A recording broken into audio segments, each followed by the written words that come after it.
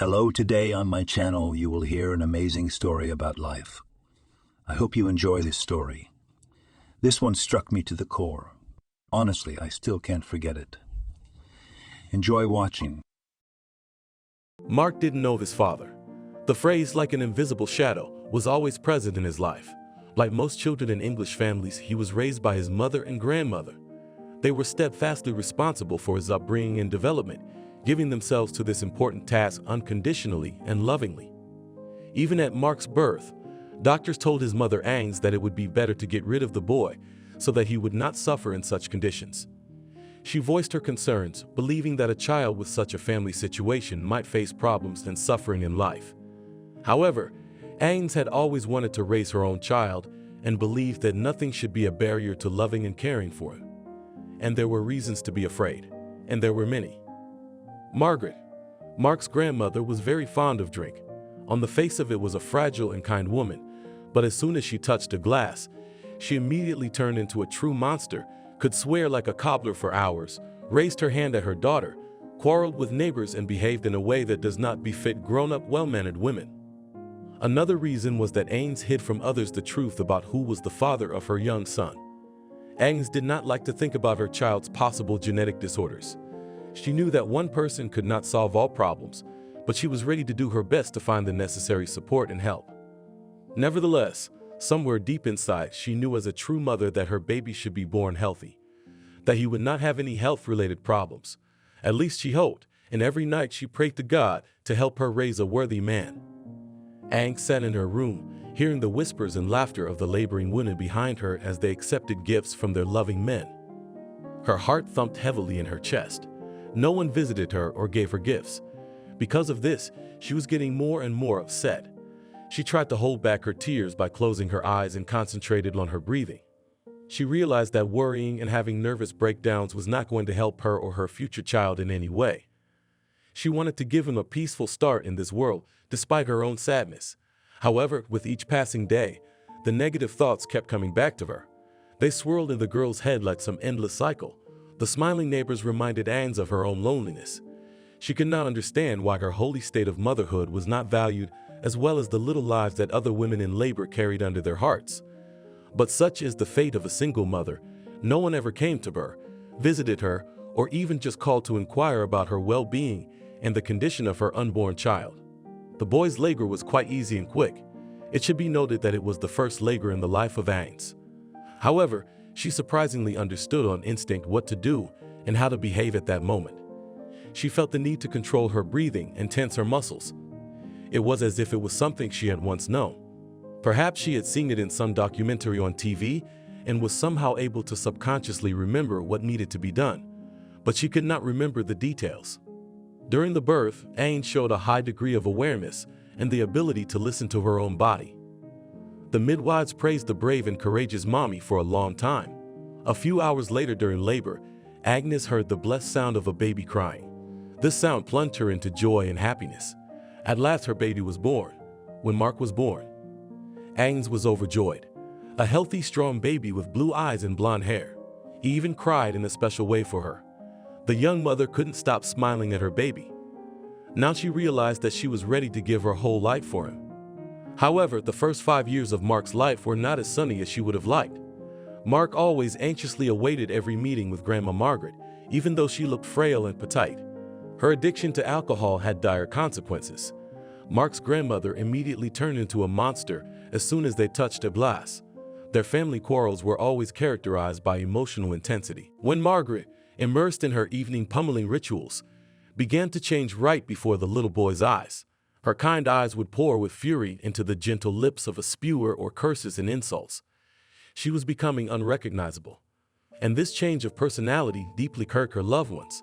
The most bitter words, however, were addressed by Margaret to her daughter, to Mark's mother. The hand that for so many years had gently drawn him into her arms suddenly rose to inflict pain. The young woman was suffering from conflicts with her mother, and at the same time was in a vicious circle because she could not leave her alone in this condition. Neighbors witnessed these unsightly scenes and also suffered from Margaret's behavior. Her loud arguments that lasted for hours caused tension in all the immediate neighbors. People would shut the door and turn off the lights in their apartments in an attempt to isolate themselves from this negativity, hoping that Margaret would not knock on the door today. One day Margaret went so far in her rage that she inadvertently hit little Mark in the kitchen, where they were at that moment for a few seconds. Silence reigned. The little offended toddler looked at his grandmother, not realizing what evil he had done to suffer such a punishment. In Margaret's eyes, meanwhile, the rage was changing to terror, the horror of realizing what she had done, however inadvertently, but it was she who had done it. Mark cried, and his grandmother cried, with him he from pain, and she from the realization of the worthlessness of her life. That same evening, Margaret packed her things and left home. Agnes, returning home, found a note from her mother. "I can't control myself any longer, so I won't hurt you anymore. I have to get away from you." Of course, Agnes was upset because her mom wouldn't be around anymore. But she was also well aware that now little Mark would stop watching the horror of female alcoholism, and she herself would find it many times easier to care for one frustrated person. Certainly easier than two. Agnes, deprived of help from her grandmother who could at least occasionally look after the baby, had quit her job. Now she needed more time for the baby and household chores. Working a few hours a day did not bring much money, and Mark already had to be prepared for school, so his uniform, buy notebooks and school supplies. The boy had to be tutored, and Agnes could not imagine how she would have to tear herself apart to help her child get an education without starving to death. But for the first time in her life, fate was favorable to Agnes. After 2 weeks of absence, Margaret returned home. It turned out that after what had happened to Mark, she had gone to a rehabilitation center and asked for help from specialists. All this time she was undergoing treatment, accepting the help of psychologists and doctors, inspired by a single thought. She is doing this in order to never harm the baby again. Margaret quit alcohol to help Mark get back on his feet. Now she is ready to help him with his studies, taking him to school and meeting him on the way home. She will be a model good grandmother, even though she has never been a good mother. Together she and Agnes will prepare the boy for school. The grandmother promised to take responsibility for the child's upbringing and education. Agnes, meanwhile, settled down and worked 2 jobs. During the day, she was a cashier at a local stall near the house, and in the evening she worked part-time as a cleaner. She was doing her best to provide her child with a happy life. Money from one place was not enough, so the girl had to work constantly to provide her family with a roof over their heads, a delicious meal and quality clothes for the child.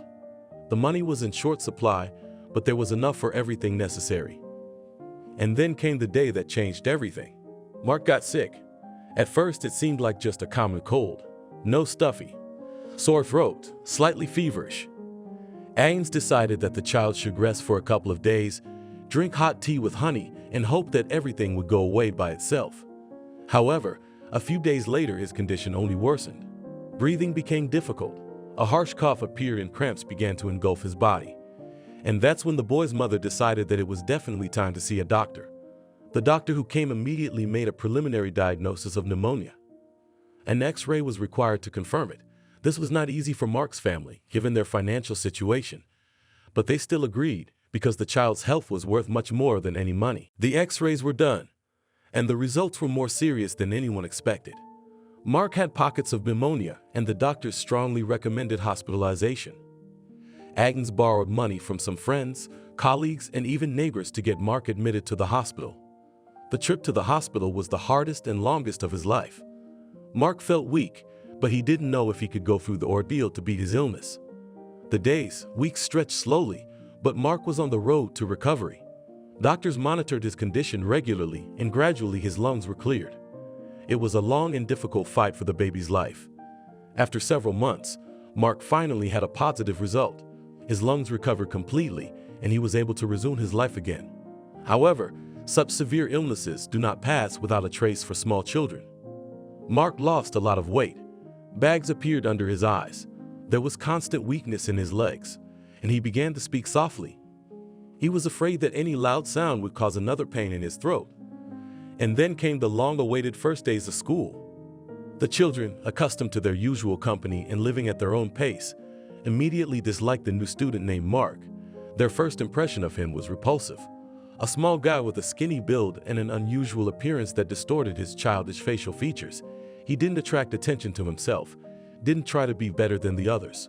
Moreover, his quiet voice and insecurity only reinforced the impression of him as a weak, uninteresting, and incomprehensible person. But soon the children decided that it was rather boring to talk only about the boy's appearance. And they found out one piquant detail about Mark's life. The absence of a father and a new classmate now became the basis for children's rudeness and bullying. The judgment and taunts that Mark was someone else's mistake or failure became frequent. "Nibbler, your mother conceived you under a bush," they laughed. Mark, in turn, continued to be silent and patient, suppressing his emotions and only occasionally showing a slight sadness on his face. He tried to ignore the mockery and ridicule. But every time he was compared to others, something inside him fluttered, pain and frustration. He didn't understand why his father's absence was such a serious indictment on him. It wasn't his fault, after all. The school years went on. Mark continued to study. Ains worked tirelessly. The boys continued to bully the boy. He was used to the constant teasing from his classmates. He was not surprised to find a piece of dirt or a toad in his backpack. Grandma Margaret didn't snap anymore. She continued to see Mark off and on from school, to do homework with him, to go for walks, and to cook dinner together for his mother, who, as always, would come home too late for the child to have a chance to talk to her. Practically all the way through 4th grade, the grandmother raised her grandson. But age made itself felt. One morning, the grandmother didn't wake up. Agnes hadn't gone out to any of her chores that day, and little Mark hadn't gone to school. They sat over Grandma's bed and cried quietly, hugging each other. When the doctors arrived, Agnes didn't know what to do. She had no money for a decent funeral. With one last look at her mother's pale face, Agnes realized that she was facing a difficult challenge. The blow of fate had come unexpectedly and mercilessly, like a winter hailstorm destroying a blooming vegetable garden. Turning everything inside out, the pain twisted her heart, and the fear for Mark's future made her tremble. He was just a child just starting out in this world. How could he be left alone to be torn from his childhood and transported into the cruel world of adults? Remembering the warmth and love that his grandmother tirelessly gave Mark, in the last years of her life, Agnes was determined not to let her family ruin his bright future. She herself was a simple woman whose hands were used to labor and constant effort. But despite her poor savings, she possessed an incorruptible fortitude and a desire to do better. She knew that she could not stand in one place despite everything that fate had in store for her. After the death of his beloved grandmother, Mark's life became even more difficult. Every day at school turned into a real nightmare. Classmates who have long lacked any notion of compassion and respect for others began to direct all their anger and rage at the boy. Instead of supporting and understanding him, they turned the pain and sadness of a classmate into an object of their bullying. Mark's unhappiness and longing became mere entertainment for them. They mocked and taunted and humiliated the classmate. Every bad grade Mark received made them laugh and want to humiliate him even more. They did everything they could to make him feel like a total failure. But even getting good grades, Mark couldn't savor his success. Instead of support or praise, the boy's classmates felt rejection and anger. How much they resented the fact that it was as if he was trying to be better than them all. Instead of being happy for him, they only tried to make Mark's life even more unbearable. And now Agnes had stopped coming home altogether. When Mark went to bed, she was still working. When he woke up, she was gone. The woman wanted to drown her pain in endless work, running around like a squirrel in a wheel. She could not think about the death of her own mother or the condition of her own son. Mark was lucky that his grandmother taught him to cook. When he came home, he could boil his own pasta and sausages, not forgetting to leave a portion for his beloved mother. Mark was already a grown-up boy, and studying in the 4th grade, he realized that his mother's condition had nothing to do with him. She was just very hurt and lonely too. But how to help her? The boy didn't know. One day, coming home from school, Mark decided to do something special. He wanted to make his mom feel cared for. He decided to make his favorite dish, apple pie. He was sure that the aroma of fresh pie would melt his mother's heart, make her stop for a moment, forget about the endless work, and enjoy the moment of a hearty and delicious dinner. Having done his homework and done the cleaning that was now his responsibility, he arranged all the necessary ingredients and set to work. All the while, Mark pondered how else he could help his mom, how she could deal with her grief and loneliness. After all, he wanted to see her happy and smiling too. When the cake was already cooked in the oven, it was 11 o'clock at night. Usually at this time, Agnes returned home. Today was no exception, and it was almost Mark's only chance to talk to his mother. Taking her bags, he told her that he understood how difficult it was for her and that he was always there for her. The boy explained that his help could be with various small things, cooking, cleaning the house, or just being there to listen. Agnes looked at the boy in surprise. It had been so long since she had been with her son that she had not noticed how he had gone from a small, unintelligent boy to the kind of man she prayed for at night. Agnes fell on her knees in front of Mark and apologized for her behavior. Tears flowed down her cheeks. She hugged her son and told him she couldn't imagine her life without him. She was so busy with her own problems and thoughts that she couldn't. And to think that her son must be 100 times worse off than she was. After all, he has lost not only his grandmother, but also his mother, who is away at work 24 hours a day. Agnes and Mark made a pact. He goes to school on his own and does his homework. Once a week, he helps her with cleaning and dinner. She, in turn, quits her second job and devotes a little more time to herself and her son. One day, the woman came home and said that she had met a new man at work, the usual provincial dating story. He was buying groceries from her at the store and asked her when she was free. And Agnes agreed to meet him the next day. Mark was surprised and a little disturbed by this news. He started asking Agnes questions about the new man, but the girl herself didn't really know what to say. They didn't know each other that well. In fact, she had not talked to the man for more than a couple of minutes and only learned that his name was Dylan and he would meet Agnes at the appointed time at the store. Seeing the smile on his mom's face, Mark realized that this man made his mom happy and exhaled, hoping the new acquaintance wouldn't hurt them. All the next day, the school hallway was permeated with rumors of Mark's mother's future date.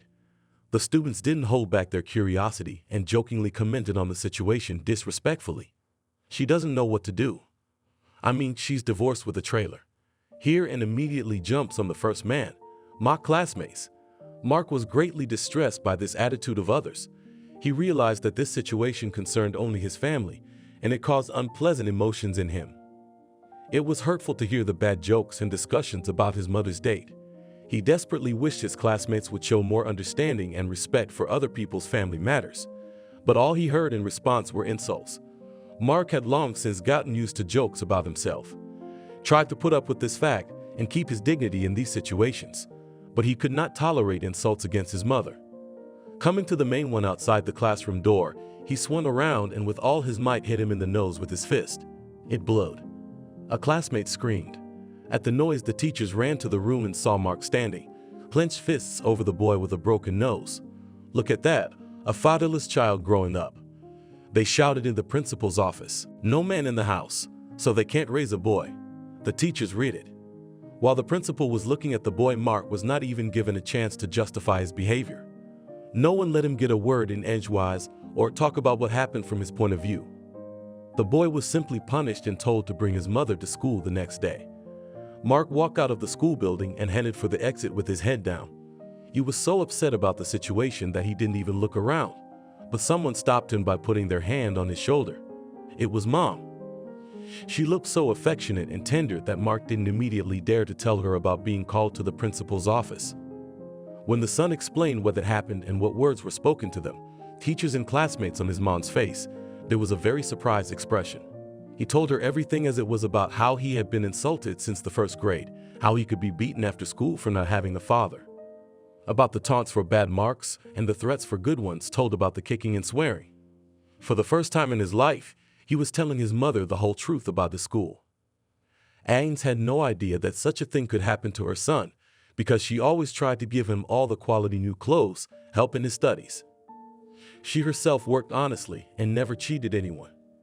It was amazing to her how cruel children can be and how many reasons they can think of to do someone bad.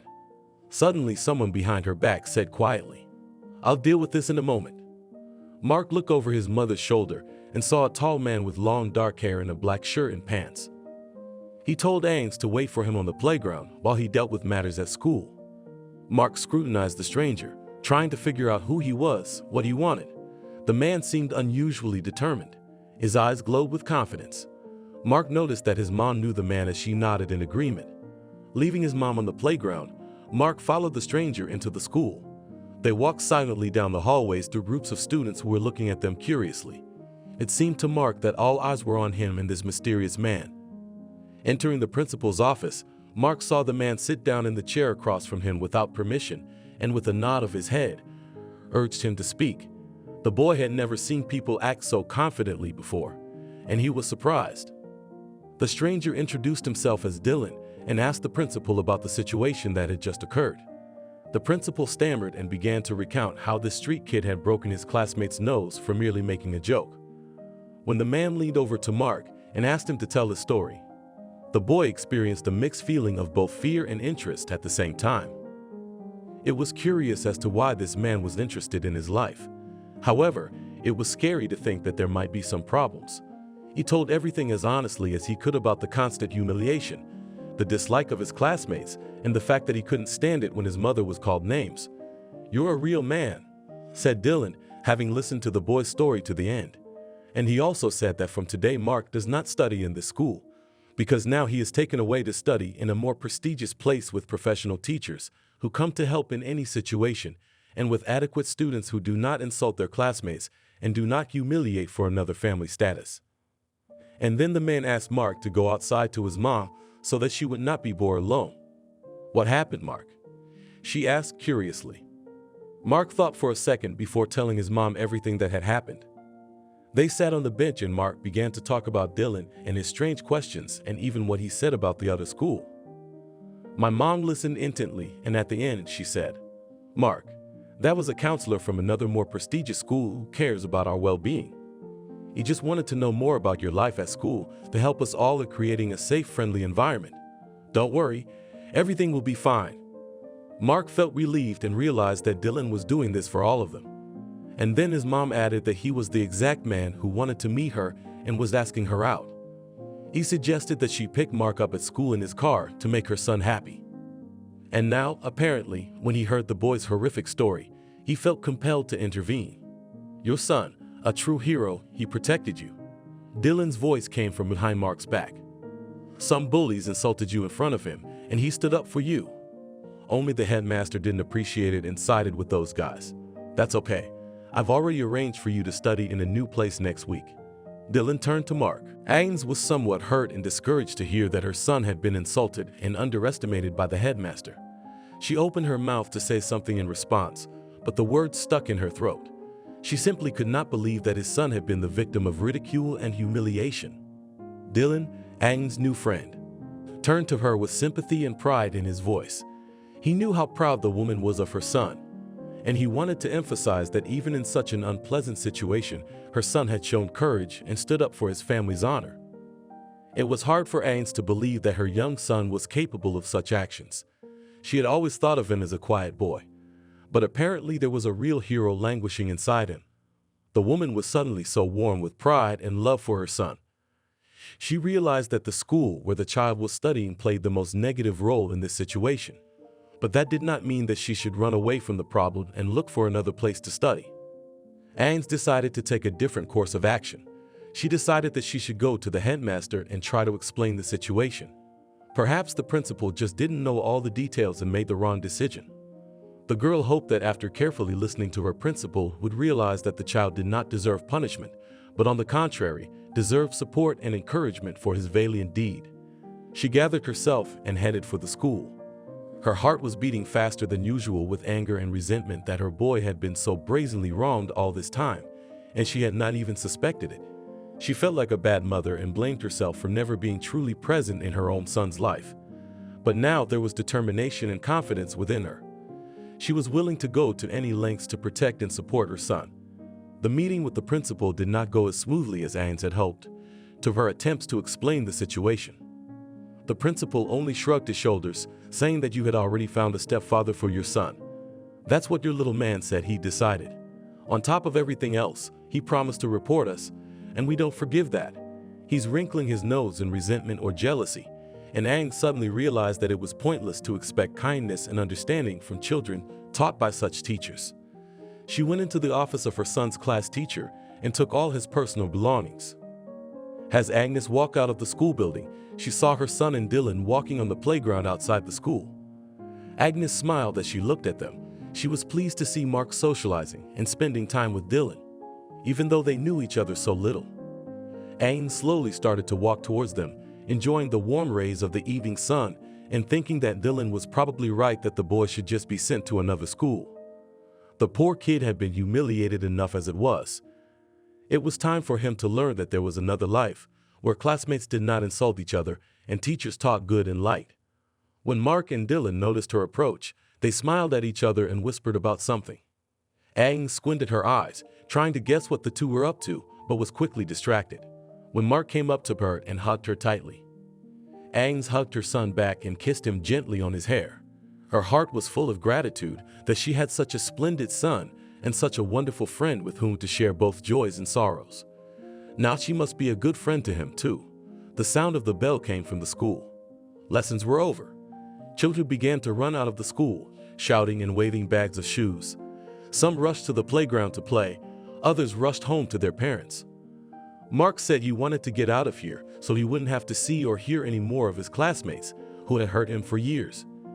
Dylan and Agnes nodded and all of them headed for the school gates. As soon as they crossed the threshold behind them, a whistle was heard. It was Mark's classmates coming out of the school. "What's up, jerk?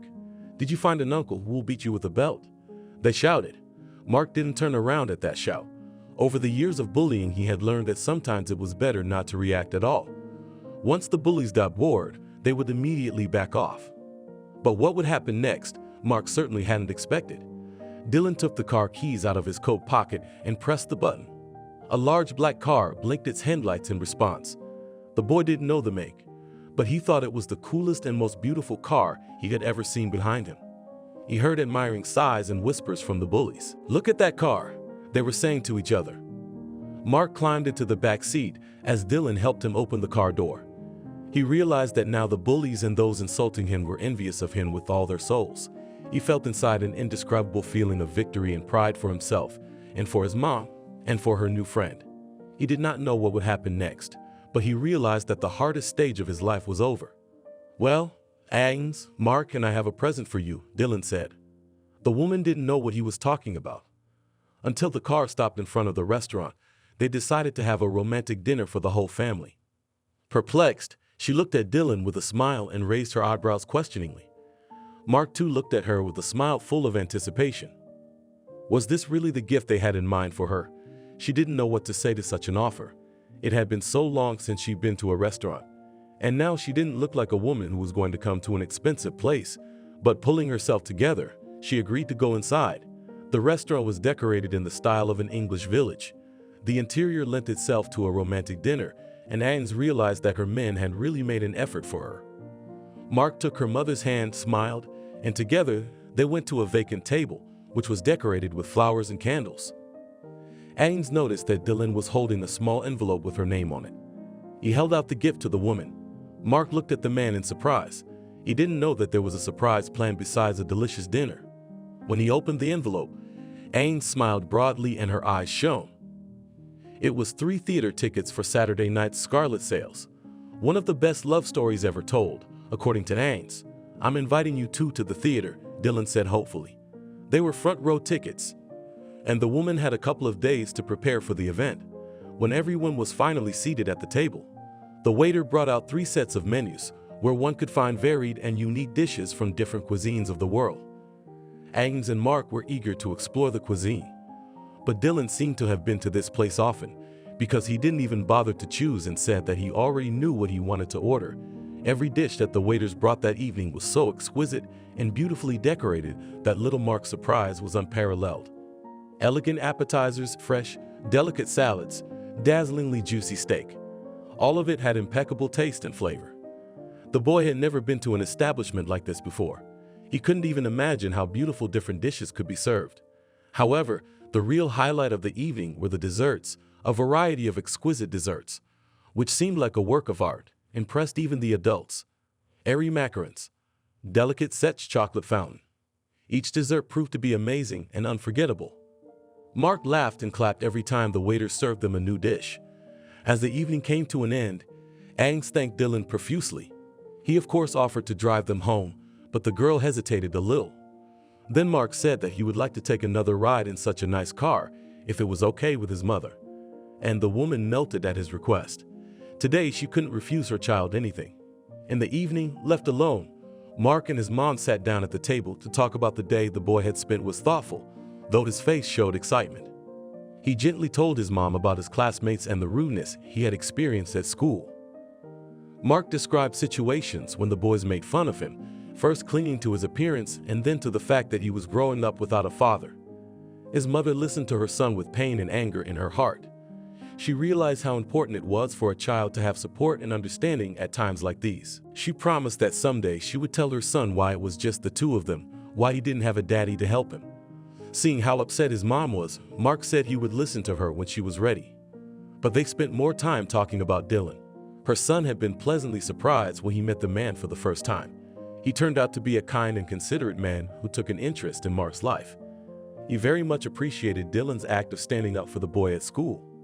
The boy really liked his mom's new friend and didn't mind spending more time with him. His mom smiled as she saw her son's happy face. She was glad that Mark had found a friend with whom he could communicate and share his feelings. Dylan had become not only a support for her, but also for Mark. Now Ains was sure she hadn't made a mistake, agreeing to go on a date with a man she was seeing for the first time in her life. She was sure that he would be able to give her and Mark the love and care they needed. Mark spent the next day at home alone. While his mother was at work, yellow leaves were falling outside the window, creating a cozy atmosphere inside the house.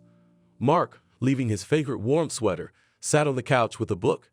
He immersed himself in the fascinating world of words and didn't notice how several hours flew by. The boy had always loved to read. He had no real-life friends, so he looked for them among book characters. There were brave Peter Pan, Sherlock Holmes, and willful Tom Sawyer. Reaching the end of the next chapter of the book about the girl, the wizard Mark got up and went to the kitchen to make himself something to eat. He opened the refrigerator and found fresh vegetables and cheese. The boy made himself a salad and cut sandwiches. In the evening, he would prepare a full dinner for his mom's arrival. In the meantime, he wanted to enjoy his childhood and the loneliness in which he had managed to find himself again. A walk in the fresh air. That's what Mark wanted after lunch. Taking a hat and a warm jacket, he went outside. Multicolored leaves lay everywhere. The sun was gently tinkling in the empty sky. Mark enjoyed the silence that accompanied him as he strolled through the picturesque park near his home. His footsteps rustled quietly on the carpet of yellow fall leaves. The air was filled with fresh, fragrant warmth that warms the soul. The little explorer looked at each leaf with interest, pressing it to his face to feel the texture and smell, as if penetrating into the very essence of autumn.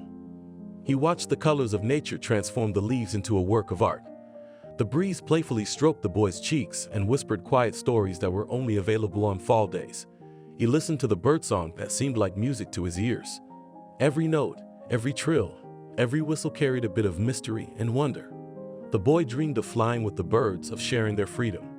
That long-forgotten feeling of lightness. He enjoyed every minute of this beautiful day. People of different ages, nationalities, and professions were passing around. The boy looked at them curiously, sitting on a bench near the fountain. He saw how people's faces were filled with determination and perseverance and didn't understand why none of them could stop and just smile at such a nice day. The warm sun, the lower wind, the beautiful leaves, and the birds calling. Many stories that melted into the eyes of adults ran through his imagination. He envisioned one man as a superhero, another an adventurer. There's that grandmother baking the most delicious pies, and that one knitting the softest socks. When it started to blow his nose, Mark decided it was time to go home. Evening came without a trace. It's time to cook dinner. The boy began to notice the pizza dough, laying out the ingredients on it. Mark felt like a real culinary artist. When his mother returned from work, the house was filled with a pleasant aroma. Mark sat her down at the table and told her about his interesting day. Hearing the amazing stories and deciding to support her son, the woman also began to tell him about herself. Today was a busy day in our store, began Ains, looking at her son's short hair. We took in so many customers that I almost forgot to count them. Mark smiled. He was overcome with enthusiasm. He asked questions about their appearance, about what they were buying. What color were their umbrellas?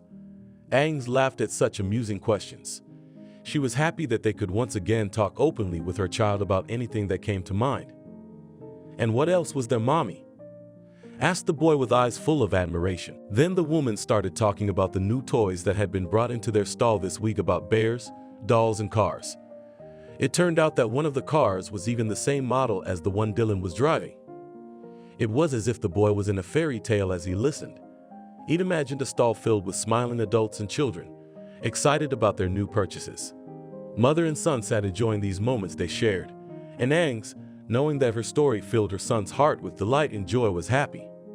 She promised her son that they would spend tomorrow together. The boy closed his eyes and started counting sheep before going to sleep, hoping that the night would soon be over and he would be able to talk to his mother again. The rain that had been falling since morning did not upset Mark. He and his mother decided to make the day worthwhile by going shopping in town. All the shop windows shone and sparkling mannequins beckoned to them. Agnes wanted to find a new dress suitable for the upcoming trip to the theater. After looking in several stores, she saw a blue tight-fitting dress decorated with white embroidery. Mark was so impressed when he saw her mother in it that Agnes decided to buy it for sure.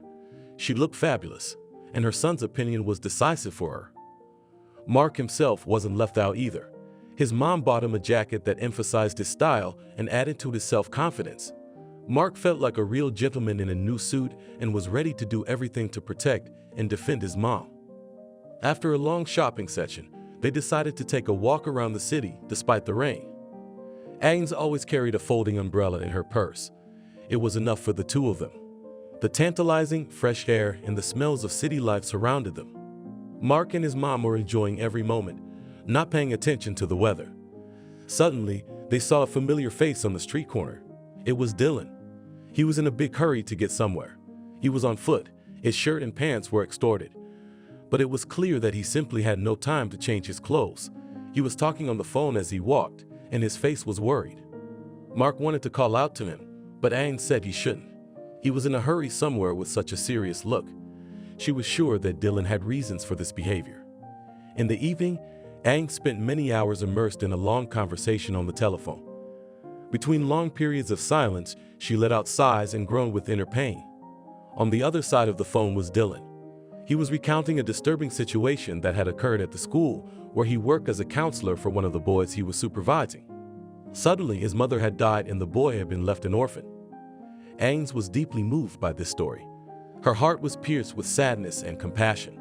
She realized that this little boy had to cope with such a huge loss, realized that his whole life had been turned upside down.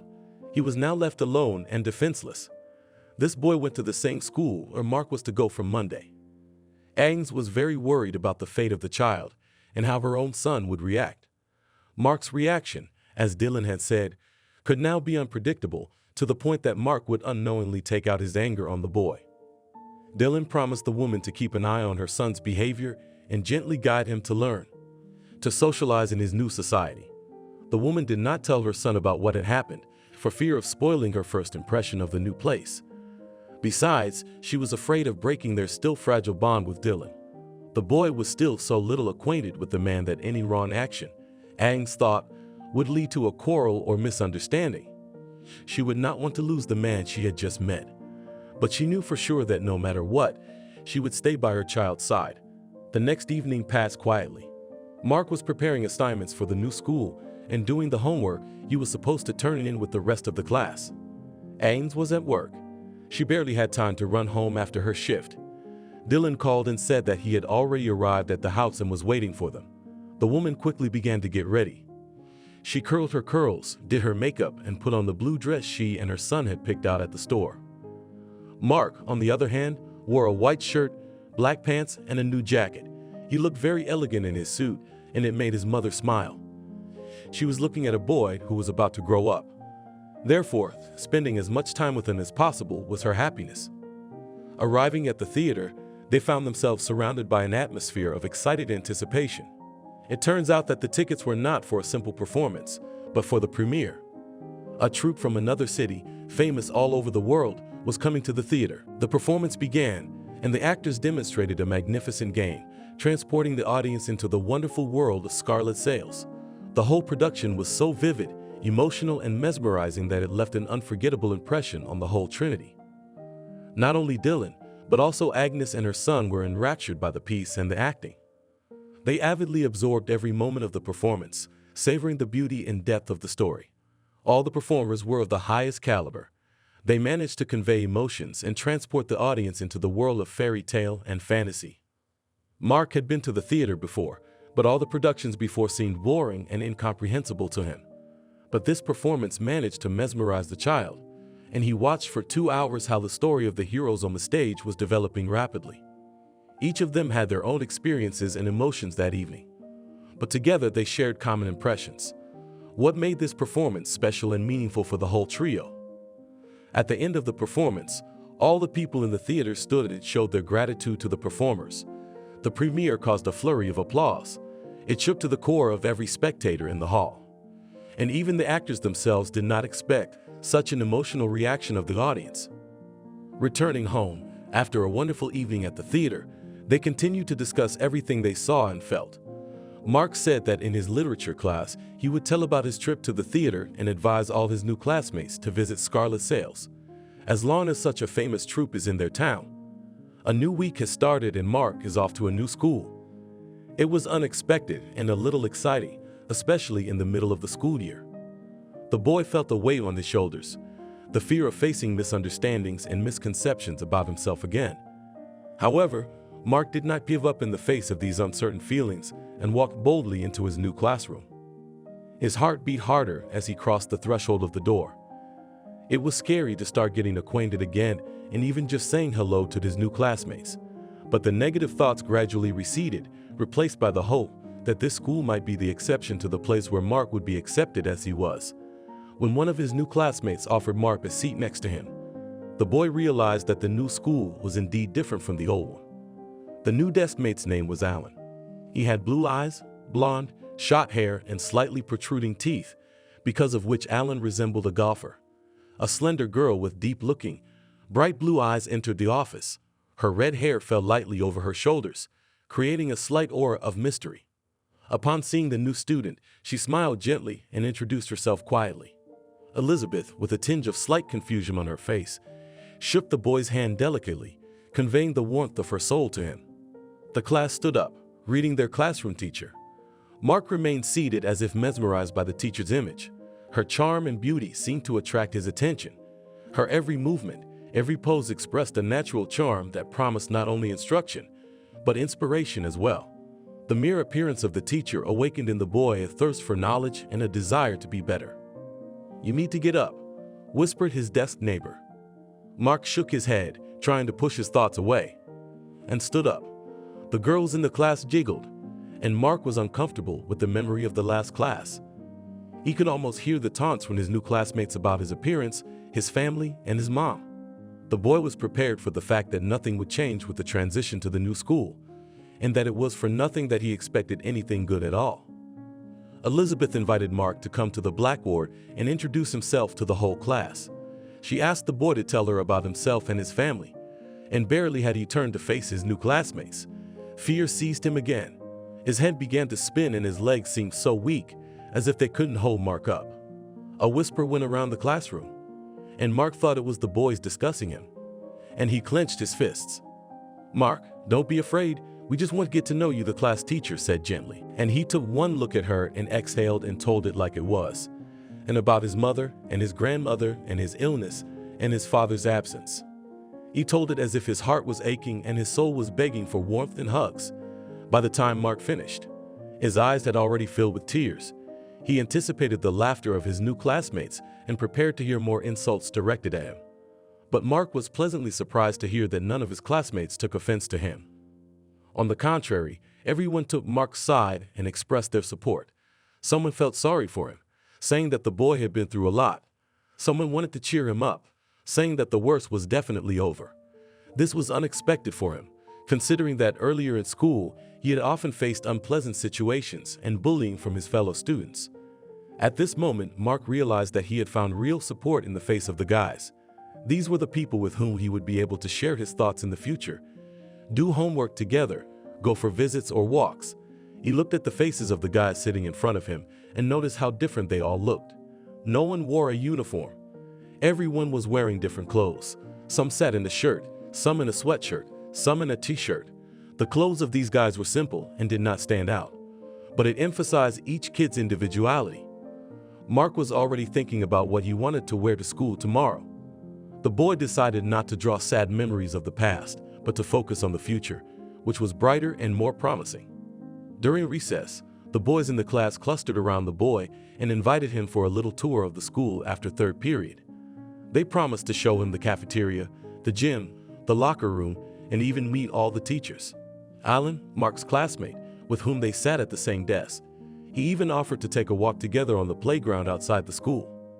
After classes were over, the boy was very pleased with such a friendly mood of his peers and agreed without hesitation. When the third lesson ended and the bell rang for the big break, the boys with great passion and joy organized a tour of the school for the new classmate. They proudly showed him all the corners of the school, each room of the locker room.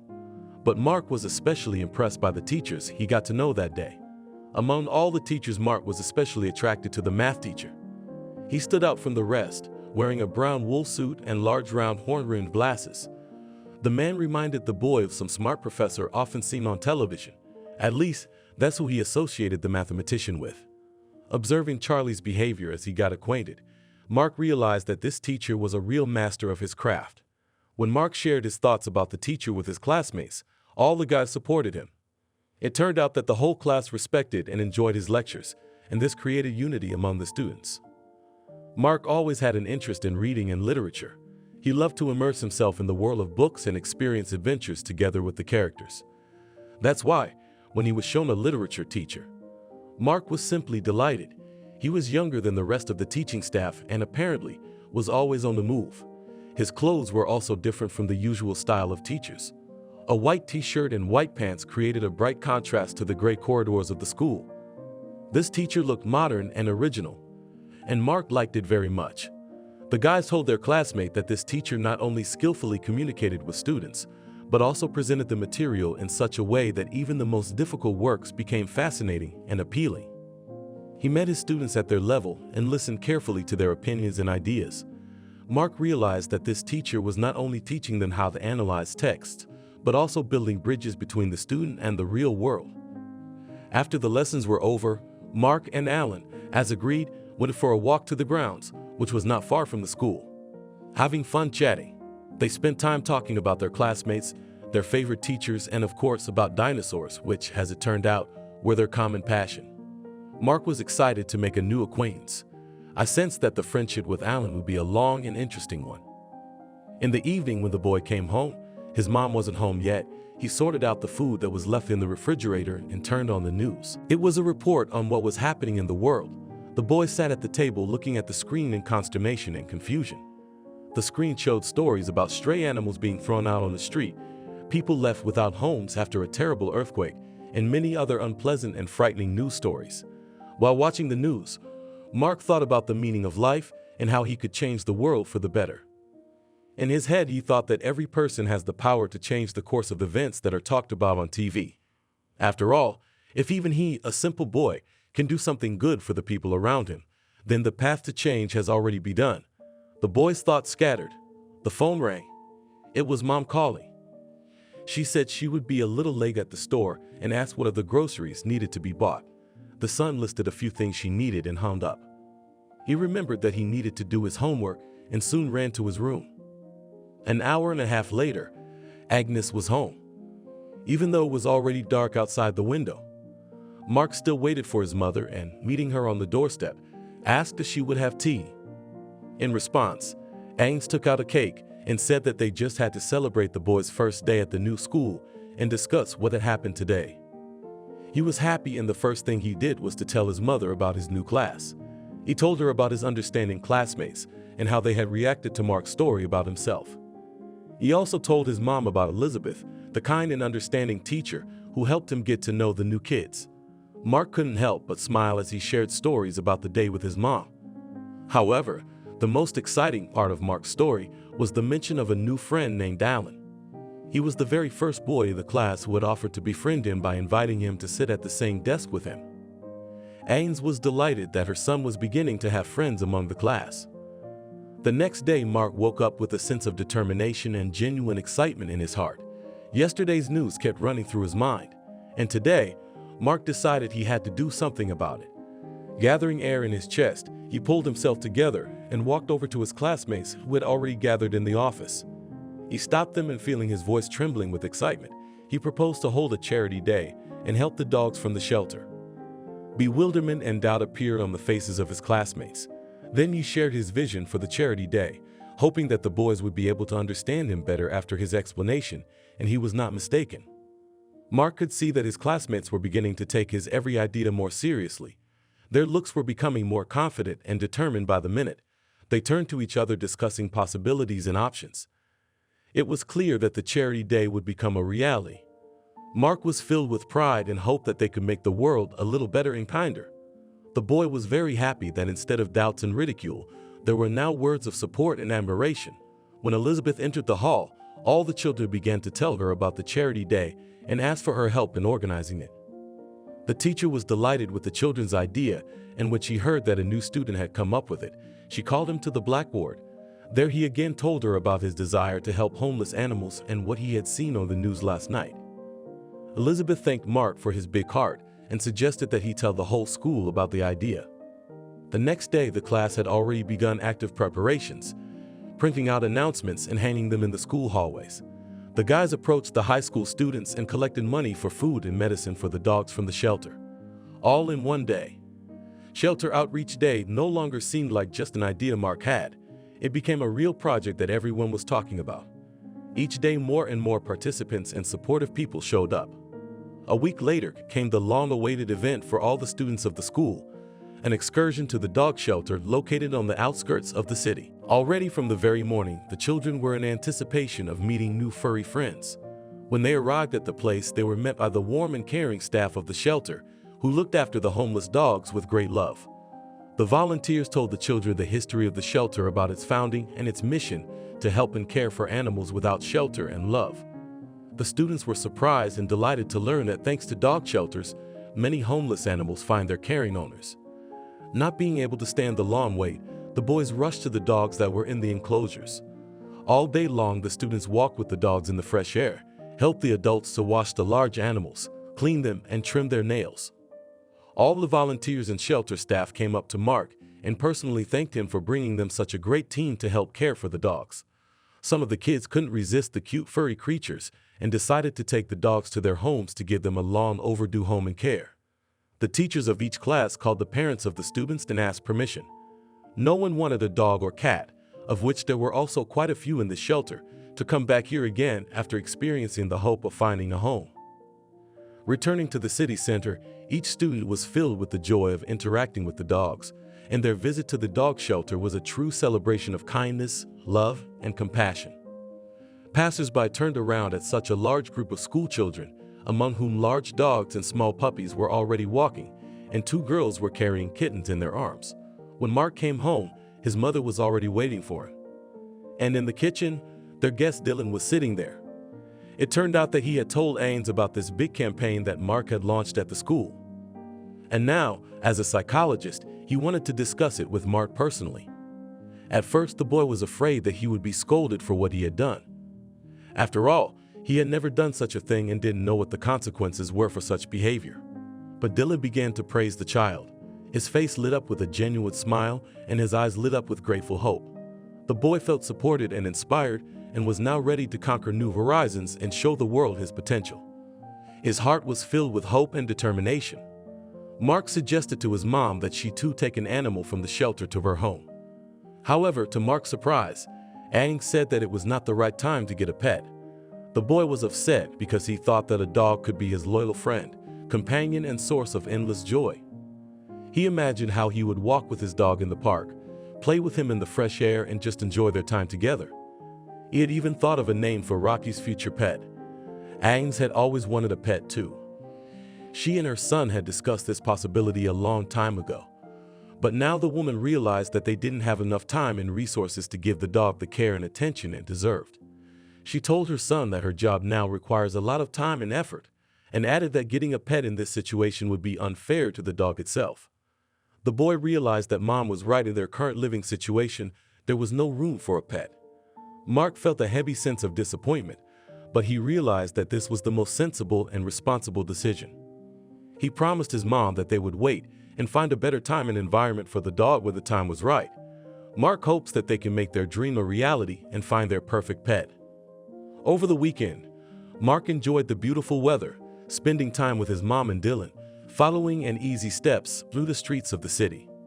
They enjoyed the scenic views and birdsong that filled the air with warmth and joy. Mark marveled at this magic at every turn, watching Mom and Dylan constantly talking about something, joking and laughing. He saw the unrivaled power of understanding and support between them. Mark couldn't understand his own feelings about this man. On the one hand, Dylan was an understanding man and helped Mark at school and at home. But on the other hand, the attention a mom could give her son had to share with another man. The boy was absorbed in his thoughts so deeply that he didn't immediately notice his mom's questioning look on his face. He had to excuse himself that he was only thinking about schoolwork. He couldn't admit his thoughts to his mom right now. The walk continued and they found themselves in a beautiful park. There on the green lawn they enjoyed the beautiful flowers and the scent of nature. Mark couldn't take his eyes off the monumental tree for a long time, which seemed to be a guardian of time, holding a lot of history and wisdom of age.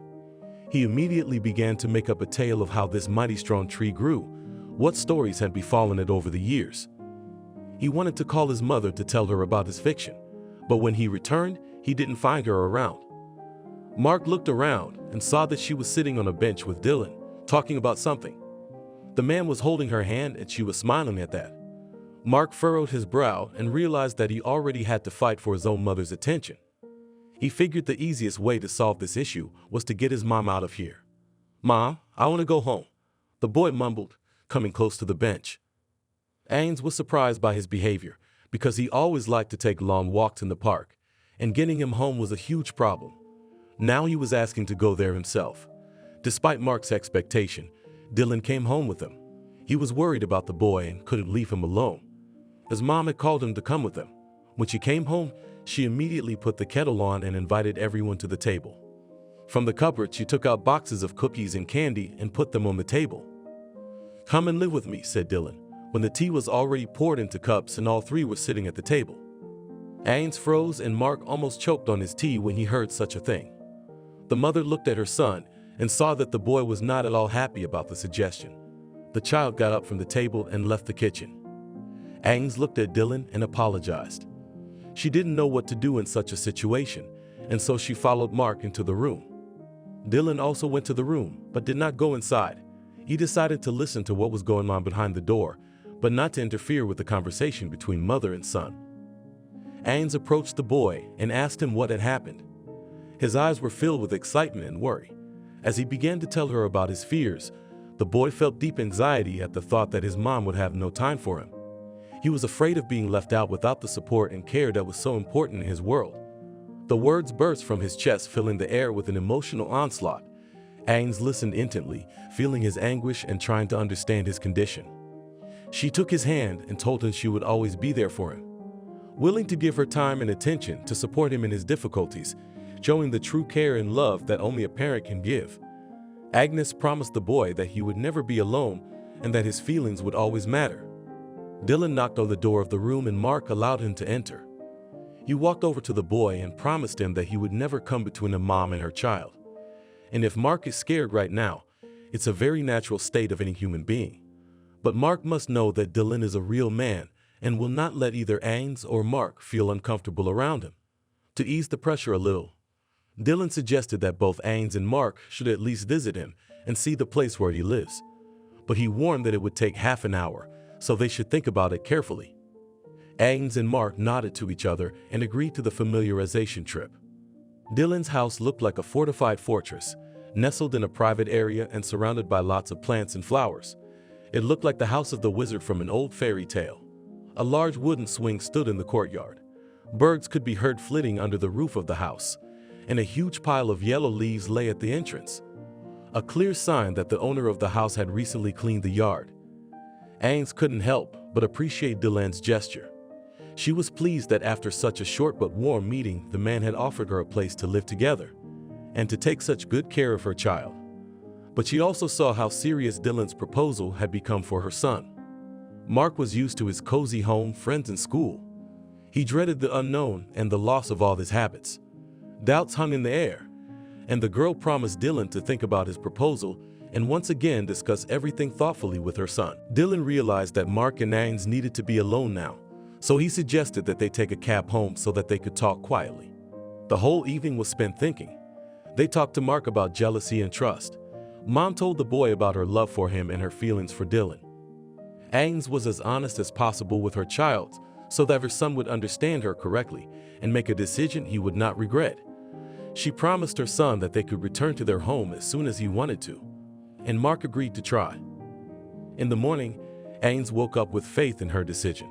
She realized that she needed to take a risk and give the new beginning a chance, deciding to trust Dylan. Agnes and Mark agreed to his proposal. Mother and son set about packing their belongings. It was decided to pack only the essentials and bring the rest over time. Dresses, shirts, pants, and so on. Agnes' clothes took up only one small sports bag. The girl didn't like to keep things she didn't wear. Her son's clothes took up about the same amount of space. But to the clothes were also added toys constructor and a few of the most favorite books. Shoes for 2 fit into 7 boxes. Textbooks, notebooks, Mark's stationery completely fit into the school backpack. The woman packed a few more necessities into bags, and she called Dylan. She and her son didn't notice that evening had already come. The man came to pick them up in his car and helped to load everything into the trunk. An hour later, Mark was already arranging things in his new room. Dylan had time to prepare for him a new study table with shelves for textbooks and supplies for stationery. A large bed with a mattress again, a separate shelf for toys, a nightlight next to the bed. Dylan knew exactly what a schoolboy needed in his room. Agnes, meanwhile, also had a separate room. Dylan didn't want to embarrass the girl by being pushy, but told her that she could come to his room whenever she wanted. The man helped to furnish the woman's room with everything that was required. There was a cozy leather sofa near the wall next to the window, where one could relax and enjoy the evening conversation. Opposite stood a massive wooden table. In the corner of the room was an asymmetrical shelving unit that held books and magazines, forming a small library. Next to it was a small desk equipped with a modern computer. A little farther away was a makeup table, a table with a large mirror framed with a LED strip, which was switched on with a separate button, and a large double bed. Only now Agnes wondered how a simple school psychologist had such a huge house, a car, and the ability to buy new furniture for a family he barely knew. She started to worry about that, but there was a knock on the room. Dylan invited her and Mark into the kitchen for dinner.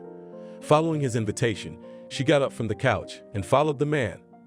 The woman involuntarily cast a glance at Dylan, caught up in her own thoughts and executed with herself for not even thinking about such matters before. She noticed his well-groomed appearance, the expensive suit clearly tailor-made that he wore to meetings, expensive car, private home richly furnished. Her doubts continued to develop and worsen. The woman watched the kitchen and felt uncomfortable. How uncomfortable it must have been for Dylan to be in her small and cramped kitchen when his own house has such a huge room. Yes, it's a real dining room. Agnes started to feel angry with him and with herself, thinking that Dylan should have his own cook. The girl caught herself at this thought and was frightened. She accuses unknown to her the man who had invited them to live with the man who had looked after her so beautifully and even managed to find common ground with her son. Nevertheless, the question of abundance still interested her. She felt that her question might spoil this beautiful evening, but her curiosity did not subside. During dinner, she didn't hold back and still asked the man the question that had been troubling her. Dylan smiled, understanding the woman's doubts. A regular school psychologist wouldn't earn that much. Fortunately for Agnes, it turned out that besides this job, Dylan had a lot of private clients with whom he worked both in person and online. The man made no secret of the fact that he is one of the best child psychologists in their area and was proud to say that many parents want to work with him and help their children grow up healthy. Anyway, tomorrow Dylan and Mark had to get up early and both of them had to get used to the new schedule. They would drive to school together. Mark told his mom to sleep in and not get up in the morning to make breakfast. The woman laughed. She thanked her son for his generosity and went to her room to get ready for bed. Mark and Dylan agreed to get up at the same time on their alarm clocks and split up as well.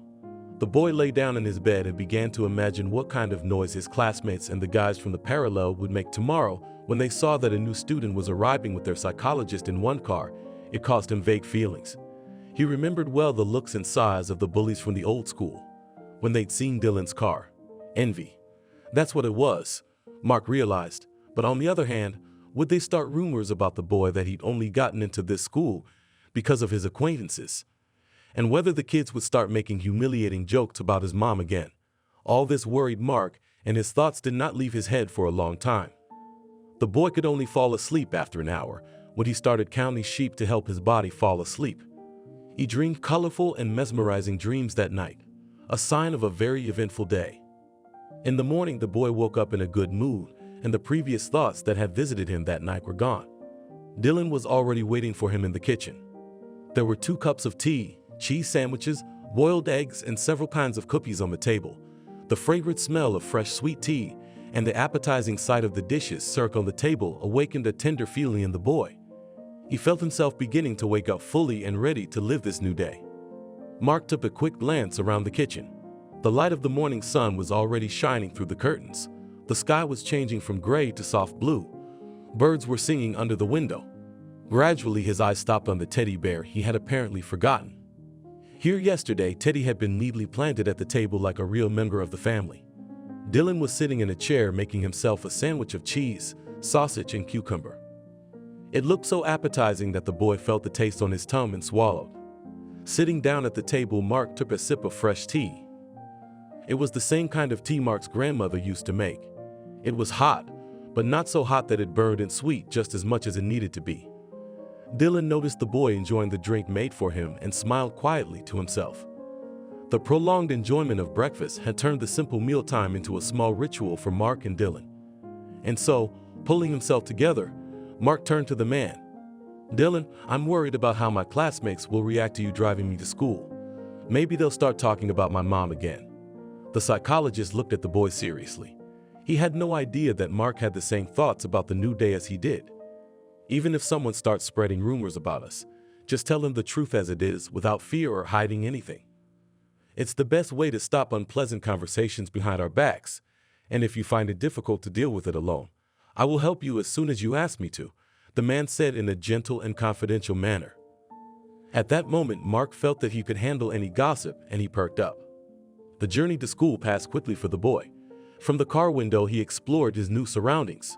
He hadn't been to this neighborhood before, and everything here was new to him. Stores he had never heard of, dogs he had never seen, a new park and a new playground. Mark felt like even skipping school to look around. After a while, he already spotted the familiar building of his new school. As Dylan parked, Mark saw the girls from the parallel class watching the car. They were whispering, looking through the car windows from afar. And the moment Mark got out of the car, they were walking quickly to school. Inside the boy, everything clenched. The fear of his peers of their mockery did not leave him. But Dylan was there for him. When the boy went up to the office, several classmates were already there. "Oh, it was you who came in the car with our school psychologist?" asked his desk mate Alan. Mark nodded his head and froze in the aisle. His heart began to beat faster, and his hands became clammy with nervousness. Would his new friends not be able to understand? He moved away from the aisle and walked slowly with a nervous shake of his head to his seat. Alan and the rest of his classmates were silent, staring at the newcomer with a mixed expression of curiosity and bewilderment on their faces. Suddenly, one of them whispered, "Why did you come together?" The boy sighed and said quietly, "Me and my mom. We live at his house." The classmates looked at the boy in surprise. Then Alan said, "Dylan is a very nice person, so you don't have to worry. He is good to all of us, and he will be kind to you too." Hearing the words of encouragement, Mark almost cried. He expected everything from the students of his class: jokes, mockery, teasing, and even just contemptuous looks. But what he didn't expect was support and understanding. At the big break during lunch, every now and then the boys came up to Mark and asked about how the boy's mother and their school psychologist met.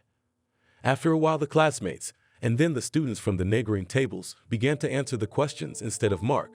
They were chatting passionately and yet angrily among themselves. It seemed that this event was very joyful and pleasant for them. After class, Mark went to Dylan's office to tell him he was excused, but the man was not in his seat. The boy went out to the parking lot to see if the car that had brought him here had left. Suddenly, he saw Dylan already standing at the exit of the school, talking to Mark's mom. The boy was very surprised to see her here, but he was glad at the same time. His mom started to take Mark out of school more often and to spend more time with him, just as he had wanted to do. As it turned out, Agnes had been invited to work at the school as a cook. When they found out that her son was studying here too, and a friend was working as a psychologist, It was on Dylan's advice that the principal called the woman and offered her the position. The salary at this place was higher than at the store. There were fewer responsibilities and the commute was much easier. Agnes had always been an excellent cook. Her talents were noticed not only in the family, but in the whole neighborhood. Friends and acquaintances have always admired her ability to cook delicious and unusual dishes. But now she got the opportunity to reveal herself to the fullest. At a job interview, the headmistress suggested that she create her own menu for the school cafe. Agnes not only agreed to the proposal, but also enthusiastically started to work. In just a few minutes, she had developed dishes that took the children's diet into account, to offer not only tasty, but also healthy food for every child. At the end of the interview, the school principal not only signed a work contract with Agnes, but also included some of the proposed dishes in the school canteen menu. So from the next day, Agnes had to come to work for the first lesson, prepare meals for the pupils and their teachers, and then she could be free as she wished. Mark was terribly happy about this news. Now all three of them would be able to drive in the mornings and come home at the same time too. But then his mom told the boy that they would ride the bus together today, so he would know how to get from school to home if he needed to. Mark nodded affirmatively, agreeing with his mom that adults can get sick, and skipping school was not an option. So they headed toward the bus stop. They walked for a short time, but at a slow pace. That's why Mark had time to share with his mom his thoughts about the children's mockery yesterday and the fact that everything had not happened as he had expected. No one laughed at him. On the contrary, the boys were supportive and even interested in the situation. Agnes sighed. She tried to explain to her son that everything that happened in his past school was not his fault. The real culprits of that despicable low behavior were his teachers, who showed no concern for the children who came to them. Moreover, they themselves, by their own bad example, incited the children to have a negative attitude towards the world and towards people. Moreover, they did not even know them personally. The woman tried to convey her message that her son should not blame himself for the past events. She emphasized that these were teachers who were unwilling to take responsibility for their own actions, and certainly not able to take responsibility for others. Those teachers who independently showed children that the world could be viewed through the lens of prejudice and created negative attitudes about people in advance without knowing them personally. She had a real patient attitude, but her inner world was raging with emotion. Like a real mother, she told her son that every person deserves to be judged by his character, not by his origin or even more so by his appearance. Although it was difficult for him to accept this truth at such a young age, she hoped that these words would stay in his mind forever. Agnes realized that her son would need time to process everything she had said. She could only hope that her fame would put an end to the boy's past hurts. After all, only time would tell how these words would affect his future fate and attitude towards the world. As they rode home on the bus, each was thinking about something different. The boy sitting at the window was paying attention to the people passing by and thinking about the unchangeable necessity of fair treatment of every person. He thought that when he grew up, he would create a world around him where all people would be equal and would get what they really deserved. His mom, on the other hand, closed her eyes for a while, absorbed in her own thoughts.